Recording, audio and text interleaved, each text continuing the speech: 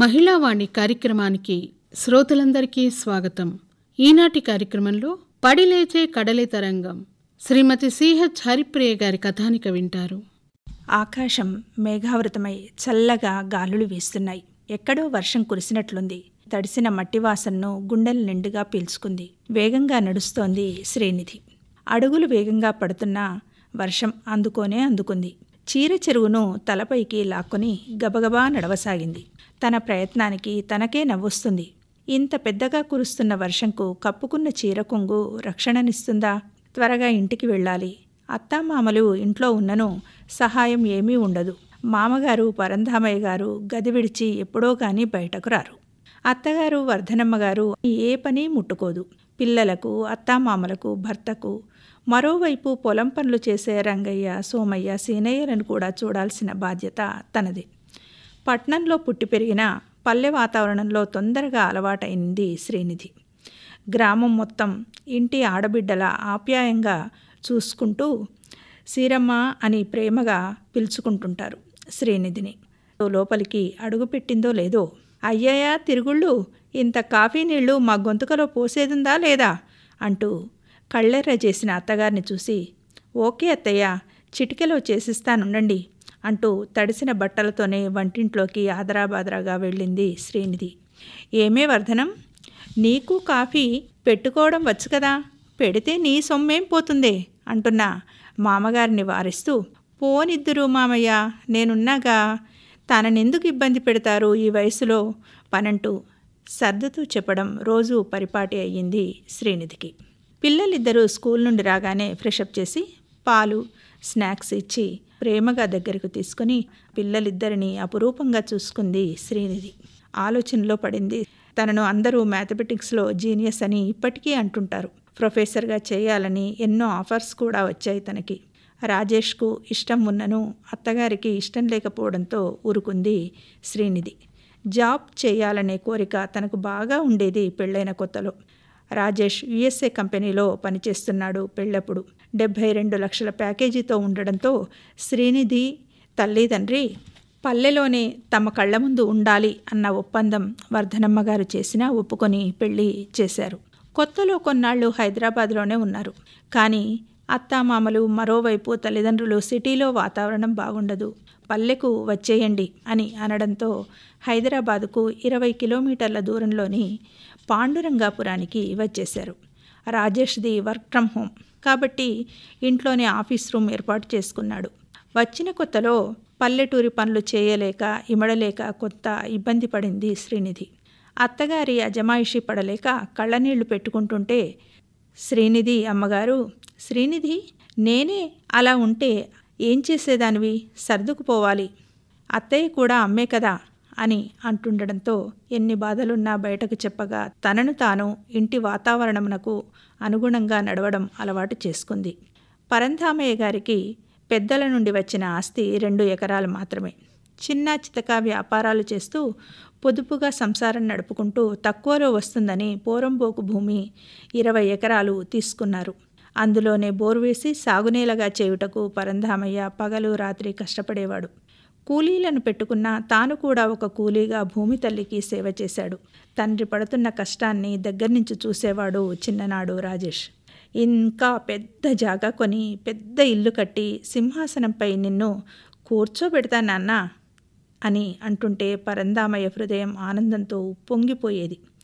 వారి రాజేష్, ఈ పొలం నా ప్రాణంరా, దీన్ని ఎన్నడూ అమ్మకురా, పట్నం పోయి నాకు దూరం కాకురా, ఇక్కడే ఉండు, మన నోటికి అన్నం ముద్ద అందిస్తున్న అన్నపూర్ణరా నేలమ్మ, మనకే కాదు మన పొలం కొన్ని కుటుంబాలకు అన్నం పెట్టి ఆదరిస్తుందిరా అని అనేవాడు.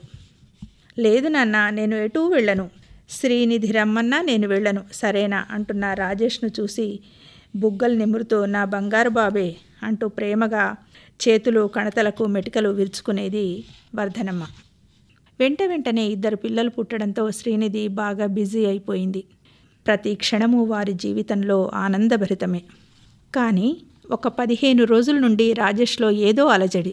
ముభావంగా ఉన్న భర్తను ఏమడగాలో తోచలేదు, ఏదో తేడా. ఇంకా ఉండబట్టలేక ఒకరోజు, are you okay Rajesh, anything wrong నేనేమైనా హెల్ప్ చేయగలనా అని నెమ్మదిగా అడిగింది. ఏమీ లేదని చెప్తున్నాగా, ఎంతసేపని ఏమని మాట్లాడాలి నీతో? నిన్ను ఊరికే పొగుడుతూ ఉండాలా అంటూ చివాలున లేచి నిలబడ్డాడు. ప్రేమనే ఇన్ని సంవత్సరాలుగా చూసిన శ్రీనిధి తట్టుకోలేక వస్తున్న దుఃఖాన్ని దిగమింగుతూ పిల్లల గదిలోనికి వెళ్ళి తలుపులేసుకుంది. ఇదంతా చూసిన వర్ధనమ్మ, ఏరా రాజేష్, పడుకోలేదా ఇంకా అన్న మాటలకు లేదమ్మా, నిద్ర రావడం లేదు అని సమాధానమిచ్చి ఆఫీస్ రూమ్లోకి వెళ్ళి తలుపేసుకున్నాడు. యుఎస్ఏ కంపెనీలన్నీ డౌన్ కావడంతో కొన్ని కంపెనీలు మూసేశారు. అందులో రాజేష్ కంపెనీ కూడా ఒకటి. రాజేష్ను బెంచ్పై కూర్చోబెట్టారు. ఈ సంగతి రాజేష్ శ్రీనిధితో ఇంతవరకు చెప్పలేదు. జాబ్ల కోసం ప్రయత్నిస్తున్నాడు. రాజేష్ సిస్టమ్ ముందు కూర్చున్న చిన్న ప్రాజెక్టు కూడా కంప్లీట్ చేయలేకపోతున్నాడు. కాఫీ తాగాలనిపించింది. కానీ శ్రీనిధిని అడగలేక తల్లిని అడుగుదామని వారి బెడ్రూమ్ ముందుకు వచ్చాడు. తన పేరు వినిపించడంతో అలానే నిలబడిపోయాడు. చూడు వర్ధనం, నీకు వారం రోజులుగా చెప్తూనే ఉన్నా. అది కాదండి అంటున్న వర్ధనమ్మ మాటలకు, ఇన్నాళ్ళు మన దగ్గరే ఉన్నాడు, వాడికి ప్రత్యేకంగా డబ్బు ఏమీ అవసరం లేదు. నన్ను అడగకుండా నిన్ను అడుగుతున్నాడంటే బాగా ఆలోచించాలి వర్ధనం. వేరే జాబ్ చూసుకోమని చెప్పు అని పెద్దగా అంటుంటే, మీకు దండం పెడతానండి, వాడు వ్యాపారం స్నేహితులతో కలిసి చేస్తానంటున్నాడు. పొలం అమ్మమంటే బియ్యంపుల ముందు చులకనైపోతాం. శ్రీనిధి వింటుంది అంటున్నా తల్లి మాటలకు, ఇదే వద్దనేది, మనకున్నది ఒక్కడే, కోడలైనా కూతురైనా శ్రీనిధే. ప్రతి విషయం తనతో చర్చించాలి. తను చాలా తెలివైన అమ్మాయి. అదే కదండి నా బాధ. ఆ తెలివితో ఈ సమయంలో మన వాడిని మూలన కూర్చోబెట్టి తానే రాజ్యమేల్తానంటది. అయినా మీరు దానితో ఏ విషయమూ చెప్పొద్దు, చెబితే నా మీదొట్టే అని మాట తీసుకుంటున్న తల్లి మాటలు విని కాఫీ మాట మరిచి రూమ్లోకి వచ్చేశాడు రాజేష్. అలసటగా కళ్ళు మూసుకోగానే 6 నెలల క్రితం జరిగిన సంఘటనలు కళ్ళ ముందు వలయాల్లా తిరుగుతున్నాయి. ఎంత గుర్తుకు చేసుకోవద్దన్నా తన జీవితాన్నే మార్చివేసిన ఆ సంఘటన. సెల్ ఫోన్ రింగ్ అవుతుంటే, ఇప్పుడేంటి వర్క్ మధ్యలో డిస్టర్బెన్స్ అనుకుంటూ ఫోన్ తీయగానే, హాయ్ రాజేష్, నేన్రా రవిని, గుర్తుపట్టావా అన్న మాటలు వినగానే, ఓహ్ రవి, నువ్వట్రా, ఇన్నాళ్లకు గుర్తొచ్చానా అన్నాడు రాజేష్. అన్నింటికీ సారీ, ఇప్పుడే అందరి నంబర్లు తీసుకున్నాను. కాలేజ్ అయిపోగానే బాంబే వెళ్ళాను. అక్కడి నుండి దుబాయ్ వెళ్ళి పిల్లలు, లైఫ్, సెటిల్మెంట్ ఈ పనులలో పడి ఎవరినీ కలవలేదురా. నేను ఒక వారం రోజులు హైదరాబాద్కు వస్తున్నాను అనగానే, అయితే ఇంకేం, మా ఊరు హైదరాబాద్కు 15 కిలోమీటర్ల దూరంలోనే ఉంటుంది. మా ఇంటికి రావచ్చు, ఎవరికీ ఏ ఇబ్బంది ఉండదు మా ఇల్లు అంటున్న రాజేష్ను వారిస్తూ, రాజేష్, నా భార్య పిల్లలు ఎక్కడా అడ్జస్ట్ కాలేరురా, ఏం అనుకోవద్దు. అందరూ నన్ను కలవాలని హోటల్కు వస్తున్నారు, నీవు కూడా రారా అనడంతో శ్రీనిధిని తీసుకువద్దామని అనుకున్నంతలోనే బబ్లుకు జ్వరం రావడంతో రాజేష్ ఒక్కడే రవిని కలవడానికి వెళ్ళాడు. పంపిన లొకేషన్ చూసి కంగు తిన్నాడు రాజేష్. హైదరాబాద్లో అత్యంత ఖరీదైన అధునాతన సౌకర్యాలు గల హోటల్ అది, భాగ్యనగర్ విలాస్. హైదరాబాద్లో ఉన్నన్నాళ్ళు దాని ముందు నుండి వెళ్ళినా సరదాగా అయినా అటువైపు చూసే ధైర్యం కూడా లేదు రాజేష్కు. ఎంట్రీ టికెటే 10,000 రూపాయలు, ఒక్క కాఫీ కప్పు ధర 5,000 రూపాయలు. మరి ఇలాంటి హోటల్ లొకేషన్ ఏంటి, నాకు పంపాడెందుకు అని వెంటనే రవికి కాల్ చేశాడు రాజేష్. ఏరా రవి, లొకేషన్ ఏం పంపావు, నువ్వు చూసుకున్నావా లేదా అని అన్నాడు. లేదురా, నేను ఇచ్చిన లొకేషన్కు నువ్వు వచ్చే ముందు సరే అంటూ ఫోన్ పెట్టేశాడు రవి. ఇంకా రాజేష్ చేసేది ఏమీ లేక ఇచ్చిన లొకేషన్ ప్రకారంగా లోపలికి వెళ్ళాడు. రవిని చూడగానే నోరు వెళ్ళబెట్టేశాడు. 2 చేతులకు మెరుస్తున్న ఉంగరాలు, చేతులకు కంకణాల్లాంటి బ్రాస్లెట్లు, వేళ్లకు మెరుస్తున్న వజ్రపు ఉంగరాలు, ఖరీదైన సూట్, మెడలో 2 చైన్లు. ఇంకా అతని భార్య గురించి చెప్పాల్సిన అవసరం లేదు. మోడ్రన్గా ఉంది. చూస్తూ ఏమనాలో తెలియక అలానే ఉండిపోయాడు రాజేష్. ఏరా రాజేష్, ఫీజు కట్టలేక, పుస్తకాలు లేక అవస్థపడుతూ BE కంప్లీట్ చేసిన వాడు వీడేనా అనుకుంటున్నావా? నేనేరా రవిని అని రాజేష్ను ఆలింగనం చేసుకున్నాడు రవి. ఇదంతా ఎలా సంపాదించావు, ఏమైనా జంతర్ మంతర్ చేశావా అన్నాడు. అంతా ఆన్లైన్ మహత్యం అన్నాడు రవి. అతని భార్య రాజేష్ను పలకరించనైనా పలకరించలేదు. ఇటువైపు చూడకుండానే, రవి, నేను పిల్లలు షాపింగ్కు వెళ్తున్నాము, నువ్వెలాగూ రాలేవు కదా, నేను పిల్లలు వెళ్తాం, గబగబా బయటకు వెళ్ళిపోయింది. తెల్లబోయి చూస్తున్న రాజేష్తో, ఓరి నా ఫ్రెండు, హైఫై లోకంలో ఇవన్నీ మామూలేరా, రారా అంటూ సోఫాలో కూర్చోబెట్టాడు రాజేష్ను రవి. రాజేష్, నీకు నా సంగతి తెలుసు కదా, ఇంజనీరింగ్ అత్యవసర మార్కులతో పాస్ అయ్యాను. అది సరేరా, ఇంత వైభోగం ఎలారా అనగానే, నాకున్న ఫ్రెండ్ ఒకడున్నాళ్లే, అతడిది బాంబే. అతను మొదటగా ఒక లాటరీ టికెట్ కొను, ఆ లాటరీ టికెట్ నీ జీవితాన్నే మార్చేస్తుంది అనడంతో దాచిన డబ్బులన్నీ పోగు చేసి లాటరీ టికెట్ కొంటున్నా. ఆ కాలంలో ఫస్ట్ లాటరీలో 100 రూపాయలు పట్టుబడి పెట్టాను. 1000 రూపాయలు రావడంతో దాన్నే ముందుకు పెడుతూ లాభాలు వచ్చినప్పుడు వచ్చేవి, నష్టం వచ్చినప్పుడు వచ్చేవి. అలాగా 2 లక్షల రూపాయల వరకు గెలుచుకున్నాను.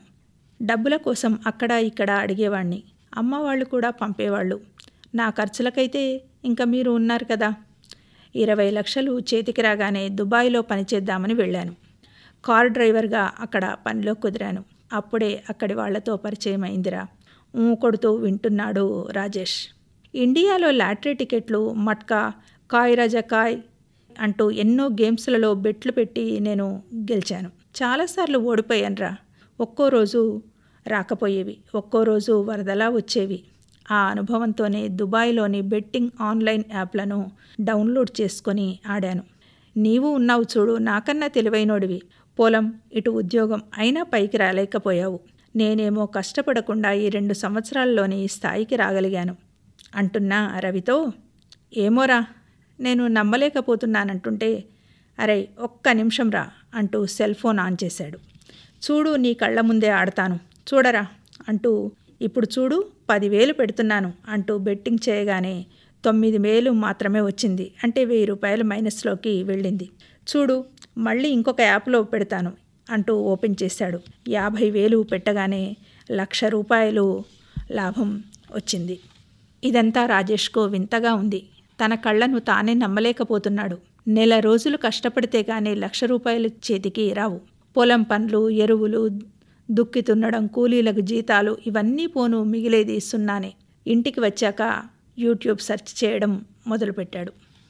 ఒక మెసేజ్ కనిపించింది. హాయ్ మై డియర్ ఫ్రెండ్స్, త్వరలో కుబేరులు కావాలనుకుంటున్నారా? మా యాప్ డౌన్లోడ్ చేసుకోండి, వద్దంటే కనకవర్షం అన్న అడ్వర్టైజ్మెంట్ చూశాడు. ఇంకా సెర్చ్ చేస్తున్నాడు రాజేష్. ఇన్స్టాగ్రామ్లోనికి వెళ్ళాడు. లెక్కలేనన్ని రీల్స్ ఊరిస్తున్నాయి. ఆన్లైన్ బెట్టింగ్ చేయాలనుకుంటున్నారా? మీకోసం ఎదురు చూస్తున్నాయి. సబ్స్క్రైబ్ చేయండి, డబ్బును పొందండి అంటూ ఎన్నెన్నో రీల్స్ వరదలా వచ్చేస్తున్నాయి. హాయ్ అభిమానులారా, ఎన్నాళ్ళు కష్టపడతారు? బెట్టింగ్ యాప్లలో చేరండి. వస్తువుల ఖరీదు ఎంతో, బెట్టింగ్ చేయండి, డబ్బును బహుమానాలను పొందండి, సెకండ్లలో మీ జీవితం మారిపోతుంది అంటూ తన అభిమాన హీరో రుత్విక్ అడ్వర్టైజ్మెంట్ చూడగానే ఇంకా ఆగలేకపోయాడు రాజేష్. ఇంతవరకు తప్ప ఉప్ప బెట్టింగ్లలో ఓడిపోతే ఎలా అని మనసును సర్దిపుచ్చుకుంటూ ఉన్నాడు. కానీ ధైర్యం తెచ్చుకొని భయంగా ఒక 50 రూపాయలు మాత్రమే పెట్టాడు. దానికి 1000 రూపాయలు వచ్చాయి. ఆ ఉత్సాహంతో ఆ అమౌంట్ని వేరే యాప్లో 1000 రూపాయలను పెట్టగానే 500 రూపాయలు వచ్చింది. అయినా లాభమే కదా అనుకుంటూ ఆ రోజు ప్రొద్దుటి నుంచి రాత్రి వరకు యాప్లలో ఆడుతూ బెట్టింగులు చేస్తూ 1,00,000 రూపాయలు సంపాదించాడు. వెంటనే మరునాడే భార్యకు నగ ఆర్డర్ పెట్టేశాడు. శ్రీనిధి కళ్ళల్లో వెలిగిన మతాబుల వెలుగులకు మురిసిపోయాడు. ఇంతలో ఉద్యోగం పోవడం అన్నింటినీ గుర్తుకు చేసుకొని గట్టిగా నిట్టూర్చాడు రాజేష్. ఇంకా రెట్టించిన ఉత్సాహంతో ముందుకు వెళ్ళాడు. యాప్లు డౌన్లోడ్ చేసుకుంటున్నాడు. పోయినప్పుడు బాధ అనిపించి మానేద్దామనుకుంటే ఉన్నాడు, కానీ మానలేకపోతున్నాడు. ఆన్లైన్ బెట్టింగ్ యాప్లలో మైనర్ల నుండి 70 ఏళ్ల, 80 ఏళ్ల, 90 ఏళ్ల వృద్ధుల వరకు పాల్గొనవచ్చు. ఇండియాలో ఉండే యాప్స్ నియమ నిబంధనలకు లోబడి ఉంటాయని తెలుసుకొని Africa, Sri Lanka, UK, China, Dubai యాప్స్ను డౌన్లోడ్ చేసుకొని ఆడడం ప్రారంభించాడు రాజేష్. ఇదే క్రమంలో తల్లిని తండ్రికి చెప్పవద్దని వ్యాపారం చేస్తున్నానని అబద్ధం చెప్పి పొలం కూడా అమ్మేశాడు. ఇంతలో ఇంకో కొత్త విషయం కూడా అతనికి తెలిసింది. కొన్ని కొత్త యాప్స్ వాళ్ళు బ్యాంక్ నంబర్లను కూడా ఇచ్చి బ్యాంకులో కొంత డిపాజిట్ వేసి డబ్బు ఉన్నప్పుడు ఆ డబ్బును వసూలు చేసుకుంటున్నారని తెలిసింది. అందులో కూడా చేరాడు. చాలా డబ్బును పోగొట్టుకున్నాడు. ఇలా ఎన్నెన్నో, దాదాపుగా ఒక 500 రకాల గేమ్లలో డబ్బులు పెట్టాడు. వస్తున్నాయి, కానీ వచ్చినట్లుగానే డబ్బు పోతూ ఉంది. శ్రీనిధికి తెలియకుండా అత్తగారి దగ్గర 20 లక్షలు అప్పు చేశాడు. తమ కూతురు బాగుపడుతుందని అప్పు చేసి మరీ ఇచ్చారు. ఇదంతా గుర్తుకు తెచ్చుకొని బోరున అరచేతుల్లో ముఖం కప్పుకొని ఏడ్చాడు. ఇప్పుడు ఏం చేయాలి? అందిన చోటల్లా అప్పులు చేస్తూనే ఉన్నాడు. ఈ విషయాలన్నీ పరంధామయ్య గారికి తెలియదు. అనారోగ్యంతో రూమ్ బయటకి రావడం లేదు. వర్ధనమ్మ గారు కూడా ఫోన్ కూడా తన దగ్గర ఉంచడం లేదు. శ్రీనిధి ముఖంలో నవ్వు మాయమైంది. ఇంట్లో సరుకులు కూడా తేలేని పరిస్థితి. శ్రీనిధి తమ ఆర్థిక పరిస్థితి ఎందుకలా దిగజారిందో తెలుసుకోలేక చివరకు చిన్న జాబ్ అయినా చేయాలని నిర్ణయం తీసుకుంది. ఎప్పటికప్పుడు మానాలని అనుకున్న బెట్టింగ్లలో ఇన్స్పిరేషనల్ వీడియోస్ ఎన్నో ఉండేవి. నేను అప్పుల పాలయ్యాను, అందరూ నన్ను గెంటేశారు, రోడ్లూడ్చేవాడిని, కానీ ఈ గేమ్స్ ఆడి కోటీశ్వరుని అయ్యాను అనే రీల్స్ అతనిని ఆ వ్యసనం నుండి బయటపడేయలేకపోయాయి. అప్పుల బాధ మరీ పెరిగిపోయింది. ఇంకా అప్పులు తీసుకుంటున్నాడని, కట్టడం లేదని ఇంటికి రావడమే మొదలుపెట్టారు అప్పిచ్చిన వాళ్ళు. క్రమశిక్షణతో పెరిగిన తన కొడుకు బెట్టింగ్ వ్యసనం ఊబిలో కూరుకుపోయాడని తెలిసి పరంధామయ్య గారు పాపం హార్ట్అటాక్తో చనిపోయారు. వర్ధనమ్మ గారితో శ్రీనిధి మాట్లాడడం మానేసింది. ఒక తల్లి కొడుకును ప్రోత్సహిస్తూ ఈ స్థితికి తీసుకురావడం నచ్చలేదు తనకు. ఒక అసమర్థుని జీవిత యాత్రలా ఉంది జీవితం అనుకుంటూ కన్నీరు మున్నీరవుతూ శ్రీనిధి దుఃఖ సాగరంలో మునిగిపోయింది. ఆత్మహత్యయే శరణ్యం అనుకున్న శ్రీనిధికి బబ్లు బన్నీలు గుర్తుకు వచ్చి ఆగిపోయింది. అప్పుల వాళ్ళందరినీ కలిసి ఎలాగైనా డబ్బు తాను కడతానని మాట ఇచ్చింది. కుటుంబానికున్న మంచి పేరుతో గడువు ఇచ్చి ఒప్పుకున్నారు అప్పిచ్చినవారు. భర్త దగ్గర ఫోన్ కూడా లేకుండా చేసింది. వర్ధనమ్మ గారి అహం కూడా తగ్గి ఇంటి పనులు చేస్తూ తనకు తోచిన పచ్చళ్ళు, అప్పడాలు పెట్టి తెలిసిన వాళ్ళ ద్వారా చిన్నగా మార్కెటింగ్ చేయడం మొదలుపెట్టింది. రాజేష్ మారినట్టే ఉన్నాడు, కానీ చిన్న చితక ఇంట్లో దొంగతనం చేసి బెట్టింగ్లో పెడుతూనే ఉన్నాడు. ఇంతలో ఒకరోజు హఠాత్తుగా రాజేష్కు కాల్ వచ్చింది. అది రవి నుండి. అప్పుడు ఫోన్ శ్రీనిధి చేతిలో ఉండడంతో చెడామడా కడిగేసింది. తమ జీవితం ఇలా కావడానికి కారణం నీవే అంటూ అరిచి మాట్లాడింది. అయితే శ్రీనిధితో, అమ్మ ఒక్క మాట, నేను చేసిన తప్పు ఏమిటో ఇప్పుడు నాకు తెలిసింది. నేనే కాదు, నా స్నేహితులందరినీ ఇందులో దింపాను. కొంతమంది కోటీశ్వరులయ్యారు, కొంతమంది బికారులయ్యారు. సరే, నేను చెప్పానే అనుకో, ఎవరి తెలివి వారికి ఉండాలి కదా, ఇది మంచా చెడా అని ఆలోచించుకోకుండా ముందుకు వచ్చారు. నేను చెప్పడం నా పొరపాటే అని తప్పును ఒప్పుకున్నాడు రవి. ఇదే విషయం రాజేష్తో నేను మాట్లాడదాను అని బ్రతిమాలగా రాజేష్కు ఫోన్ ఇచ్చింది శ్రీనిధి. రాజేష్, నన్ను క్షమించరా, ఇది రంగుల లోకం. నేను బెట్టింగ్ మంటల్లో కాలే శలభాన్ని. నేను యాప్ కంపెనీలతో కుదుర్చుకున్న ఒప్పందంతో నా లాభం కోసం చూసుకొని మీ అందరి జీవితాలను నాశనం చేశాను. రోడ్డుపై బికారిగా ఈరోజు బాంబే బీచ్ పక్కన నేను నిలబడ్డాను, నీతో మాట్లాడుతున్నా. ఆన్లైన్ బెట్టింగ్పై ప్రభుత్వం చర్యలు తీసుకుంటుంది, వీటిని రద్దు చేస్తుంది. విదేశీ ఆన్లైన్ బెట్టింగ్లు కూడా గుర్తుపట్టే విధంగా సాఫ్ట్వేర్ను తయారు చేస్తున్నారు. ఇంత అనుభవం ఉన్న నేను ఈ యాప్స్లో ఆడి ఉన్నదంతా పోగొట్టుకున్నా. నన్ను వదిలి నా భార్య దుబాయ్కు వెళ్ళిపోయింది. నన్ను పోలీసులు అరెస్ట్ చేసే లోపలే నేనే నా జీవితాన్ని అంతం చేసుకుంటున్నాను. ఇంకో క్షణంలో నేనుండను. నా జీవితం బెట్టింగ్ వ్యసనానికి బానిస అయినటువంటి వాళ్ళకి ఒక లెసన్ కావాలి. నీ గురించి తెలిసింది, నేను చాలా బాధపడుతున్నాను. నీ భార్య చాలా మంచి అమ్మాయి అని విన్నాను. ఎప్పటిలా నీ జీవితం కొనసాగించు.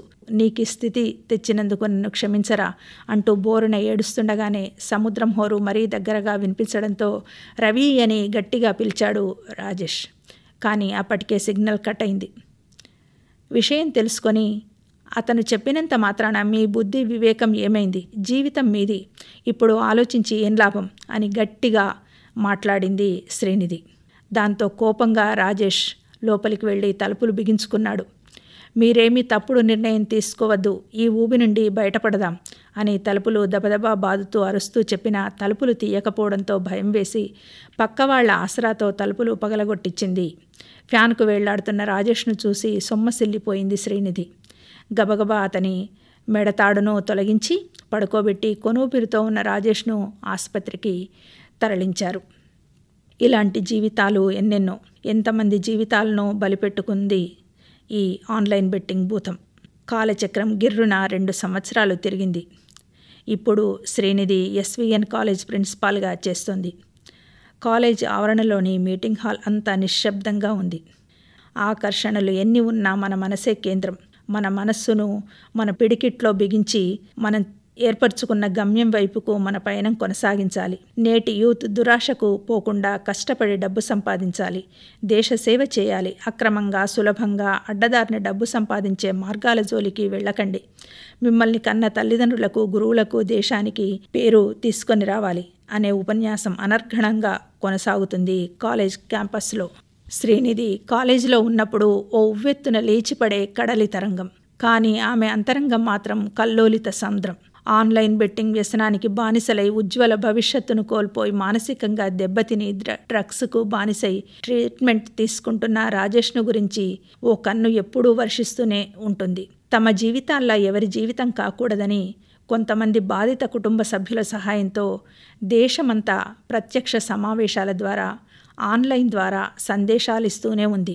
ఈమె చేసే కృషి ఫలించి ప్రభుత్వం స్పందించి సత్వర నిర్ణయం తీసుకొని ఆన్లైన్ బెట్టింగ్ యాప్స్ను అరికట్టే పనిలో ఉంది. ఇప్పుడు ఓ యువత, ఆకర్షణ వలయాల్లో చిక్కక స్వశక్తితో మీ భవితను తీర్చిదిద్దుకోండి. చెమట చుక్క చిందించక కోట్లు సంపాదించుకోవాలనే దురాశకు దూరంగా ఉండండి అని సందేశం ఇస్తూనే ఉంటుంది శ్రీనిధి ఇప్పుడు కూడా. మీరింతవరకు పడిలేచే కడలి తరంగం శ్రీమతి CH హరిప్రియ గారి కథానిక విన్నారు. కార్యక్రమంలో ఇప్పుడు శ్రీమతి S పంకజ గారు ఆలపించిన లలిత గేయం వింటారు. కురిసే కురియని మేఘమా, తీరే తీరని దాహమా, కురిసే కురియని మేఘమా, తీరే తీరని దాహమా, తెలుపుమా నీవింత చిరునామా, మధురమా నీ గొంతు సరిగమా, తెలుపుమా నీవింత చిరునామా, మధురమా నీ గొంతు సరిగమా, కురిసే కురియని మేఘమా, తీరే తీరని దాహమా, తెలుపుమా నీవింత చిరునామా, మధురమా నీ గొంతు సరిగమా, మధురమా నీ గొంతు సరిగమా, తెలిమంచు తుంపరలో పూలకెంత పులకెంత, ఎర్రబారు సందెలలో జవరాలి అలకంత, తెలిమంచు తుంపరలో పూలకెంత పులకెంత, ఎర్రబారు సందెలలో జవరాలి అలకంత, ముసురుకునే ప్రేమలలో తనువు దరువు చివురింత, ముసురుకునే ప్రేమలలో తనువు దరువు చివురింత, కొసరి కొసరి అందించే వయసు హొయలు కేరింత, వయసు హొయలు కేరింత, కురిసే కురియని మేఘమా, తీరే తీరని దాహమా, తెలుపుమా నీవింత చిరునామా, మధురమా నీ గొంతు సరిగమా, మధురమా నీ గొంతు సరిగమా, విచ్చుకున్న వెన్నెలలో గుచ్చుతున్న వెన్నెలతో ఊగి ఊగి సాగుతున్న సింగారపు నెలరేడు, విచ్చుకున్న వెన్నెలలో గుచ్చుతున్న వెన్నెలతో ఊగి ఊగి సాగుతున్న సింగారపు నెలరేడు, పాలపు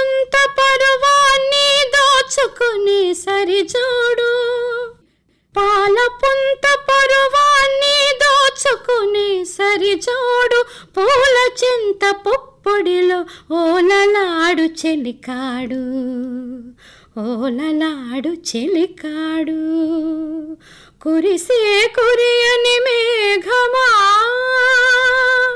తీరే తీరని దాహమా. కురిసే కురియని మేఘమా, తీరే తీరని దాహమా. తెలుపుమో నీ వింత చిరునామా, మధురమా నీ గొంతు సరిగమా. తెలుపుమో నీ వింత చిరునామా, మధురమా నీ గొంతు సరిగమా. మధురమా నీ గొంతు సరిగమా, మధురమా నీ గొంతు సరిగమా. స్కూళ్లు మొదలైపోయాయి. అప్పుడప్పుడు వర్షాలు పలకరిస్తున్నాయి. ఈ సమయంలో పిల్లలు ఇన్ఫెక్షన్స్, సీజనల్ వ్యాధుల బారిన పడకుండా చూసుకోవడం ముఖ్యం. పరిశుభ్రతే ఆరోగ్యానికి పునాది. కాబట్టి పిల్లలకు ఆరోగ్యకరమైన అలవాట్లు నేర్పించడం కీలకం. చేతులు క్రమం తప్పకుండా కడుక్కునే అలవాటు ఉన్న పిల్లల్లో డయేరియా వచ్చే ప్రమాదం చాలా తక్కువ. అంతేకాదు న్యూమోనియా బారిన పడకుండా కూడా ఉంటారట. తినే ముందు, టాయిలెట్కి వెళ్ళి వచ్చిన తర్వాత, ఆడుకున్నాక తప్పక సబ్బు లేదా హ్యాండ్ వాష్తో కనీసం 20 సెకండ్లు చేతులు శుభ్రపరుచుకునేలా తల్లిదండ్రులు చూడాలి. తుమ్మేటప్పుడు, దగ్గేటప్పుడు రుమాల్ లాంటివి అడ్డు పెట్టుకోవడము నేర్పించాలి. వారికి మొదటి గురువులు తల్లిదండ్రులే. కాబట్టి తల్లిదండ్రులు పాటిస్తే పిల్లలు వాటిని పాటిస్తారు. పళ్ళు తోముకోవడం, స్నానం చేయడం వంటి వాటిని సాధారణంగా పిల్లలు అంతగా ఇష్టపడరు, మారం చేస్తారు. అందుకే సరదాగా నేర్పించాలి. రంగురంగుల చైల్డ్ ఫ్రెండ్లీ సబ్బులు, టూత్ బ్రష్లు, రుమాళ్లను ఇచ్చి వాడుకోమనాలి. హైజీన్ పద్ధతులను పాటలు పాడుతూ, గేమ్స్ ఆడుతూ నేర్చుకునేలా చూడాలి. మంచి అలవాట్ల ప్రాముఖ్యతను పుస్తకాలు, వీడియోలు, కథల ద్వారా చెప్పారంటే అవి ఈజీగా గుర్తుంచుకుంటారు పిల్లలు. చేతులు, కాళ్ళు, చర్మం ఇలా ఎక్కడ చేరిన క్రిములైనా నోటి ద్వారా శరీరంలోనికి వెళ్ళొచ్చు. అవి ఇన్ఫెక్షన్లకు కారణమై విరేచనాలు, వాంతులు, శ్వాసకోశ ఇబ్బందులతో పాటు పోషకాహార లోపం వంటివి వచ్చే ప్రమాదం ఉంది.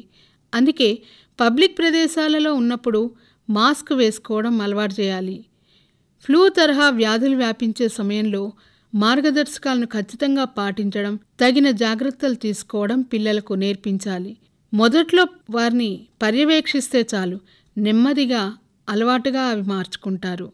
కేవలం పరిశుభ్రతే కాదు, మంచి ఆహారపు అలవాట్లు కూడా నేర్పించాలి.